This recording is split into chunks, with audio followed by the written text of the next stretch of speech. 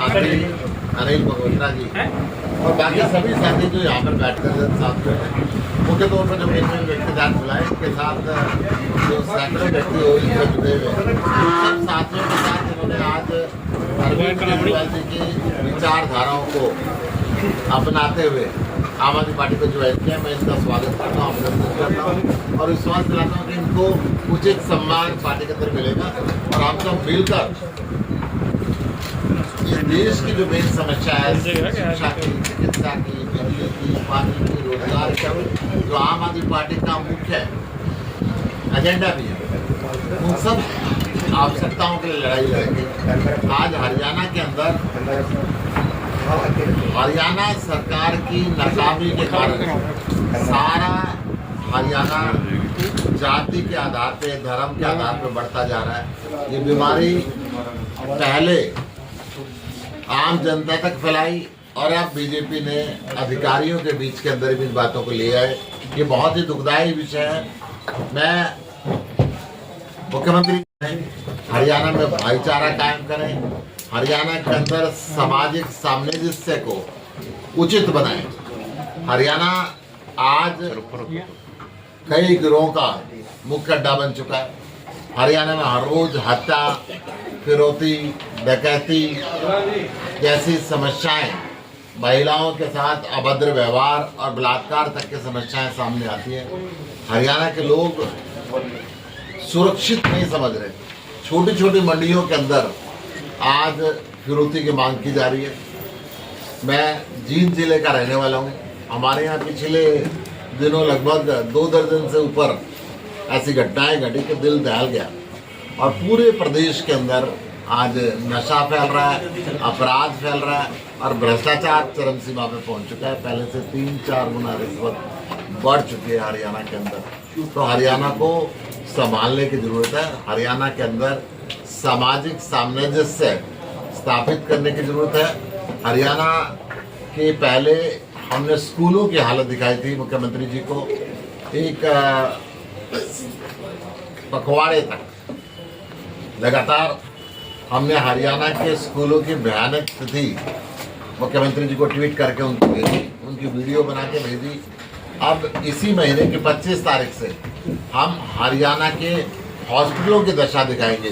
किस प्रकार से कहीं पे डॉक्टर नहीं है, कहीं पे दवाइयाँ नहीं है, कहीं पे बेड की उपलब्धता नहीं है, कहीं पे भवन जर्जर है, सफाई की व्यवस्था बहुत खराब है, ऑपरेशन थिएटर के अंदर नहीं है, अल्ट्रासाउंड मशीन नहीं है, MRI नहीं है, एक्सरे मशीनें नहीं है। अनेकों तरह की जो समस्याओं से हरियाणा के लोग जूझ रहे हैं। दूसरी सीरीज में 25 अक्टूबर से दिवाली के ठीक बाद हम इसको कैथल से शुरुआत करेंगे और वहाँ के हॉस्पिटलों की हालत को लेकर पूरे प्रदेश के हॉस्पिटलों को प्रतिदिन मुख्यमंत्री जी के पास भेजें। जी, लगातार कुनबा बढ़ रहा है आम आदमी पार्टी का, फिर चाहे यहाँ पर जमीनी स्तर पर कार्यकर्ताओं को जोड़ने की और समय समय पर एकजुट करने की प्रयास जो है, चाहे वो ओम प्रकाश गुर्जर जी हैं, चाहे राठी साहब हैं या राजीव जी हैं, कर रहे हैं। आपको लगता है परिवार बड़ा, इससे और मजबूती बढ़ेगी और जो भाजपा की जो नीतियाँ हैं, जो जन विरोधी नीतियाँ हैं, उनके खिलाफ जो आपका मुहिम चल रही है पूरे देश में, उसको बचाने में ये परिवार जो बढ़ रही है ज़्यादा कारगर साबित होगा? देखिए, निसंदेह जब मनुष्य दुखी होता है तो वो अल्टरनेटिव। आज विपक्ष की आवाज़ उठाने में, जनता की आवाज़ उठाने में कांग्रेस पूरी तरीके से फेल।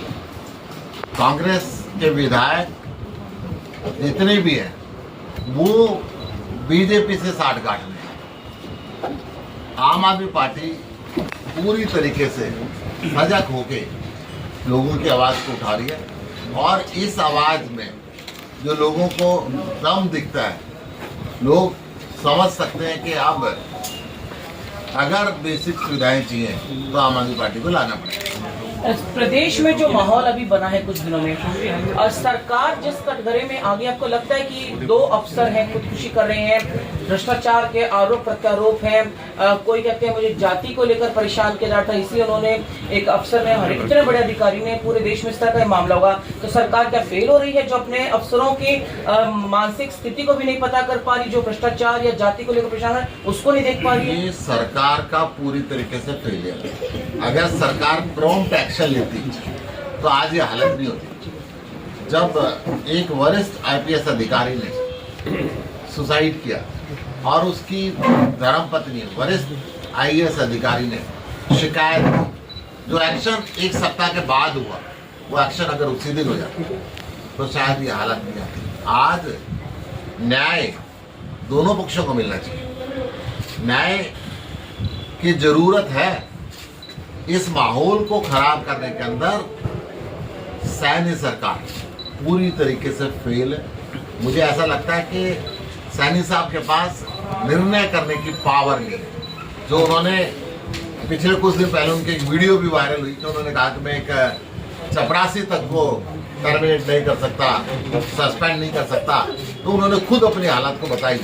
ऐसे केवल एक ऐसा मुख्यमंत्री जो ये कहे कि मैं चपरासी तक पे एक्शन नहीं ले सकता, तो वो मुख्यमंत्री हरियाणा के लोग पसंद नहीं करते। और अगर वो एक्टिव मुख्यमंत्री होते तो आज ये नौबत नहीं आती।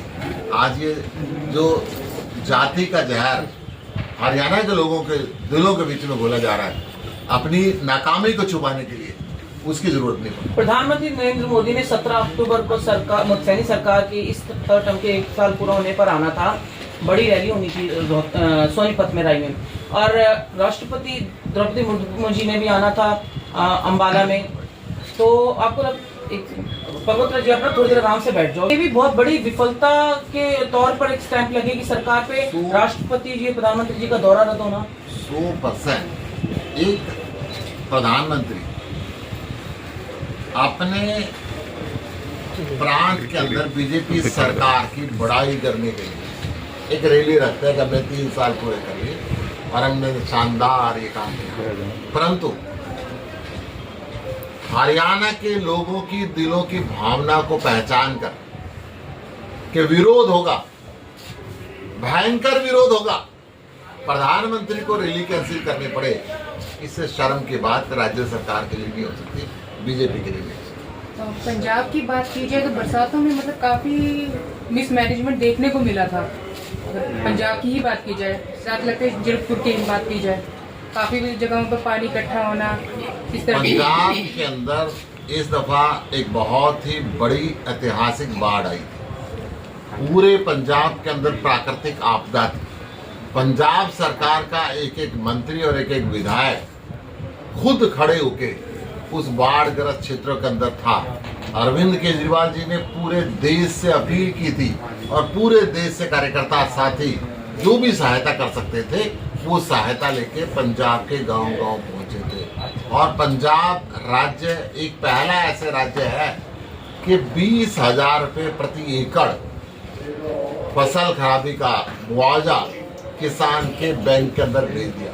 हरियाणा सरकार के अंदर भी आज तक वो गिरदावरी पूरी नहीं, 20,000 रुपये एकड़ देना तो बहुत दूर की बात है।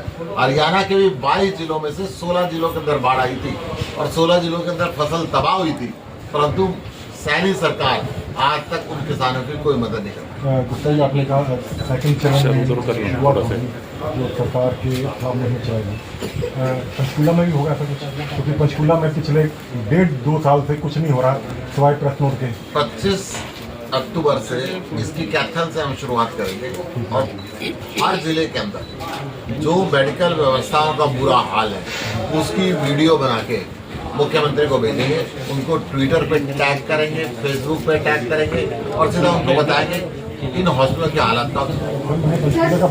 पंचकूला के अंदर जरूर होगा, ये सिर्फ ऑपरेशनल पार्टी पक्का होगा, जरूर होगा 100%। सर, ये आपने कहा कि पंजाब में कार्यकर्ता शामिल, लेकिन आज भी पंजाब के कई गांव की हालत जो है वो जो बाहर से निकल नहीं पाए हैं और वहाँ पर सरकार की कोई मदद नहीं पहुँची, वहाँ के लिए क्या कहना है? पंजाब का एक भी गाँव ऐसा नहीं है जहाँ पे मुख्यमंत्री सरदार भगवंत सिंह मान जी के सीधे न रही, जहाँ पे सुरक्षा के लिए उन्होंने कार्य ना किया। खुद मुख्यमंत्री अपना पजामा ऊपर करके बाढ़ के पानी के अंदर घूमे, अपनी आंखों से देखा है। और अगर ऐसे कोई गांव का आपके पास नाम है जहाँ नहीं पहुंचे तो आज ही पहुंचेगा, मुझे गांव का नाम देगा। अगर कांग्रेस की बात करें तो नए प्रदेश अध्यक्ष बनाए गए हैं। एक विजेंद्र जी नई सद्भावना यात्रा भी हरियाणा में निकाल रहे हैं, जिससे भी कई गुट दिखाई दे रहे हैं, कई उसमें नई कांग्रेसी जा रहे हैं। तो कैसे देखते हैं इन चीज़ों को, कांग्रेस कहाँ जा रही है? राहुल गांधी जी पार्टी में, कांग्रेस पार्टी में एकता लाने में पूरी तरीके से फेल। आज हर जगह ये देखा जाता है कि कांग्रेस टुकड़ों में बटी हुई है। कांग्रेस के कार्यकर्ता नहीं है, नेताओं के कार्यकर्ता है। कोई इस नेता से जुड़ा है, कोई इस नेता से जुड़ा है, कोई उस नेता से जुड़ा है, कोई उस नेता से जुड़ा है। कांग्रेस के नेता अलग अलग दिशाओं के अंदर भाग रहे हैं, पूर्व, पश्चिम, उत्तर, दक्षिण, और अपने अपने कार्यकर्ताओं को साथ लेते हैं। सुशील जी, बहुत महत्वपूर्ण सवाल है। आज की प्रेस कॉन्फ्रेंस की अगर बात करें तो यहाँ पर कुछ मुख्य चेहरे ऐसे मौजूद हैं जो हरियाणा विधानसभा चुनाव में उतारे गए थे विधानसभाओं से। तो क्या आज की जो ये ज्वाइनिंग है, क्योंकि जो मौजूदा विधायक है चंद्रमोहन के बहुत करीबी देखे जाते हैं मल्होत्रा जी, तो क्या इसको जो आने वाले यहाँ पर मेयर के चुनाव है उससे रिलेटेड माना जाए? ये मुद्दा जो बेसिकली क्या है, चुनाव से तो संबंध नहीं है, परंतु राजनीतिक पार्टी में कोई भी ज्वाइनिंग होती है तो चुनाव का संबंध रहता भी है। क्योंकि पिछले चुनाव में गेम चेंजर जो है रहे थे मल्होत्रा इस जी। बात से इनकार नहीं किया जा सकता, परंतु ये बेशक उनके चेले रहे। अभी थोड़े दिन पहले पंचकुला के अंदर ही फंक्शन हुआ था और वहाँ पे एक कॉमन व्यक्ति ने खड़ा होकर पूछा था कि विधायक 1 साल के बाद दिखे। इस बात को मैं आपको याद करा रहा हूँ। तो हरियाणा के अंदर बीजेपी के लोग हों, कांग्रेस के लोग हों, चुनाव जीतते हैं और सो जाते हैं, पैसे कमाने के धंधे में लग जाते हैं। 3-4 गुना भ्रष्टाचार यहाँ पे बढ़ चुका है। क्या गठबंधन भी देखा जा सकता है कांग्रेस और आम आदमी पार्टी का? आम आदमी पार्टी अकेले लड़ेगी, अपनी ताकत पे लड़ेगी, सभी सीटों पे लड़ेगी। ठीक है, थैंक यू सर। धन्यवाद।